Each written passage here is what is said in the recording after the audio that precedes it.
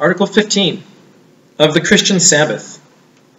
It reads this way: we believe that the first day of the week is the Lord's Day, or Christian Sabbath, and is to be kept sacred to religious purposes by the devout observance of all the means of grace, both private and public, and by preparation for that rest that remaineth for the people of God.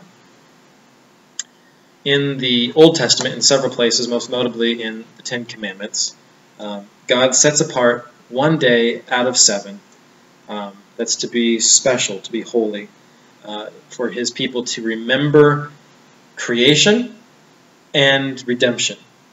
Okay? This commandment is never specifically repeated in the New Testament, but it's also never specifically repealed. Jesus observed it, not legalistically like the Pharisees, but in its intention, its truest intention, properly.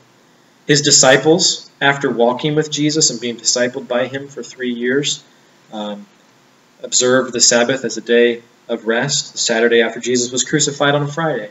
So evidently he hadn't gotten them in the habit of disregarding the Sabbath. But then something epochal happened the next day, the first day of the week, Sunday. Jesus came back from the dead. The inauguration of the new creation. He's the firstborn from the dead. He's the beginning of the new creation. And that was the capstone of the ultimate redemption that Jesus orchestrated by his death and his resurrection. And then he appeared to his disciples that day as they were gathered in the upper room.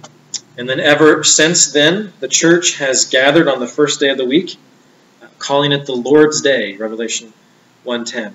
You see this in the book of Acts, in Acts chapter 20, when Paul arrives in the city of Troas. He stays there for a full 7-day period, and he's there for a full week. But it says that on the first day of the week, they all gathered together to break bread, to fellowship, and to listen to Paul preach a sermon. You also see it in 1 Corinthians 16:2, where Paul directs them to take up an offering when they're gathered on the first day of every week. So it's there in the New Testament.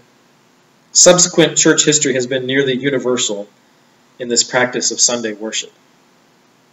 So, can we get together on other days of the week? Of course, right?